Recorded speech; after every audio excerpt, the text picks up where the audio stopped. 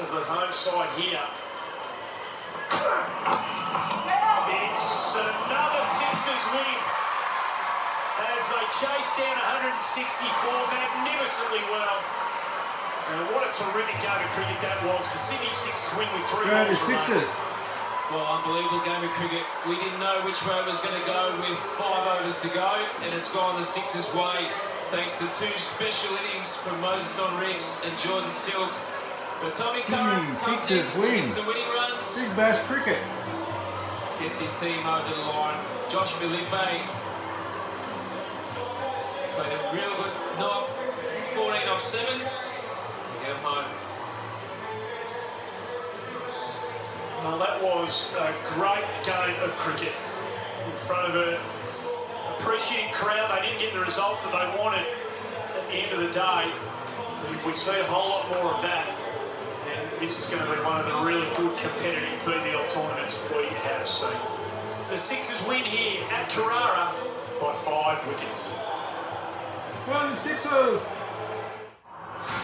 Tonight, Sydney welcomes 2019 with a bang. More than 1 million people shake off the rain to soak up the world-famous show. But it didn't all go to plan. Hundreds of thousands stopped in their tracks, the rail network fails, and the confusing blunder that was a blast from the past. Shocking pictures of attempted drug smuggling right in the heart of the city, festival warnings ignored, a suspected overdose in the Domain, and another death interstate.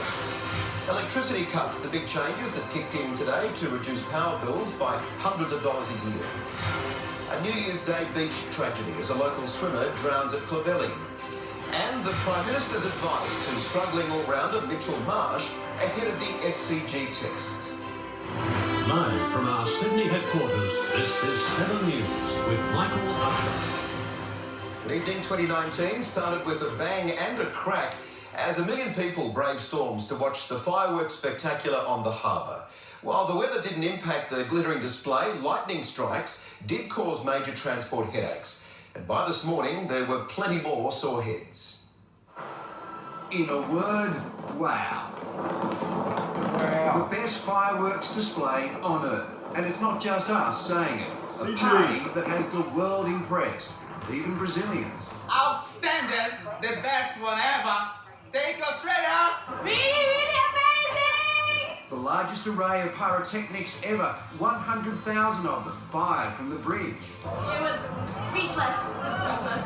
For the 1 million or so who came, it was entertainment hard-earned. The lightning, the thunder, then this. The weather threatened to be a giant party pooper. Ponchos were hot items, any cover would do. And I felt pretty grumpy out there. Annoying, but the wet did have its advantages. We got the perfect position. We were the only ones, really. Rain, rain, go away. Eventually it did. The flyover was cancelled, but not the main events, including flaming jet skis in Darling Harbour, the 9 p.m. fireworks, especially for the kids. Did you love every single bit? Yeah. Yeah. Did it sound like popcorn? Yeah. The taster before the countdown. The harbour transformed into a magical explosion of colour and light. Organisers had promised to raise the bar again. They delivered. Running like clockwork, but not without a hiccup. The wrong date for the new year. So it was a mistake, but what we can clarify is that it is actually 2019. Hardly going to be missed with so many mobiles capturing every second of the event. Nothing quite like being there. I've only ever seen it on TV back at home, and to actually be here and watch it. Plenty of excuse for romance, maybe a New Year resolution. Always pack a big umbrella rather than a little one. After the fireworks ends, some things can get a little weird. There was a heavy police presence, but just 32 arrests. I'm happy to be quoted as, it really is amongst our safest evenings in the city now on New Year's Eve. A city on its best behaviour. Sydney's big show, and once again the Harbour Bridge was the star, and by this morning, thanks to a lot of hard work, it was as if the party had never happened. 35 tonnes of rubbish were collected. That's 10 tonnes less than last year, picked up by hundreds of workers. They worked on that before. They returned the city to the gleaming city that it is. Others were not at their gleaming best on Bondi Beach this morning, a slow recovery from the year's last big hit-out. Chris Marr, 7. Well, however, an international embarrassment. That's how Sydney Trains has been described today after storm damage, together with New Year's Eve crowds, left the city's rail network paralysed. Hundreds of thousands of people, told to rely on public transport to get around last night, were stranded for hours. Cancellations and delays continued today. The party was over, but no one was going anywhere. This is Central Station, everyone! You've let us all walk here! 1 million people celebrating New Year's Eve were all told to take public transport, but on the night it was needed most, Sydney's rail network collapsed. People queued outside stations for hours.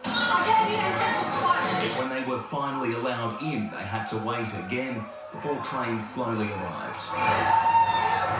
Yes, it took longer. I'm really sorry about that, but we tried to do the best we can. The cause, the storm that rolled through yesterday afternoon, with it lightning that took out key rail infrastructure. This wasn't just one lightning strike. This was a series, hundreds of hits on our overhead wiring, on the ground below, on the signalling system. The result was crippling, a New Year's hangover that lasted well into today, with services on 7 major lines affected as repairs were carried out. Trains to the airport sat at the platform until passengers gave up, got taxis and missed their flights. It's only maybe 20 minutes, maybe 30 minutes. I just wait 2 hours. A lot of crowds, a lot of delays, very, very busy. We had 2 kids. What the hell went wrong? Why can't Sydney just get it right? The opposition blames funding cuts to rail maintenance programs, but the boss of Sydney Trains says the city's transport network simply isn't up to scratch. This is a global city with a third of the network you'd expect to see in the rest of the global cities around the world. This is exactly why we are investing $20 billion into a metro rail network, because metro rail means you can separate out the lines. Despite all the dramas and headaches, customers will still have to pay for the lack of service. The Premier has today ruled out any chance of a refund for commuters affected by the outages. That's not currently in our plans, no. A New Year's to remember, just not for the reasons anyone would have liked. Let's go live now to Andrew Denning at Central Station. Andrew, will all this mess be fixed by tomorrow morning's peak?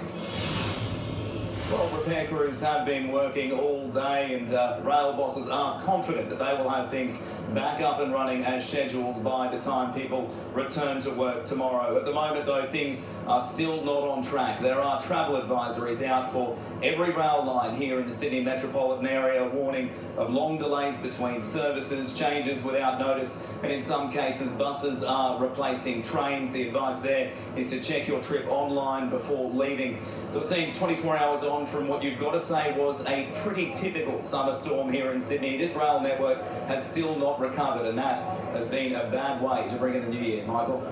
Thanks, Andrew. Well, around the world, city skylines and landmarks lit up in spectacular displays as the clock struck midnight. Some chose to party, others to protest. World leaders might be hoping for a peaceful year, but North Korea's Kim Jong-un warned the US not to test his patience with sanctions. A new year in New Zealand. Auckland rang in 2019 before anyone else. A few hours later, skylines across Asia left crowds amazed.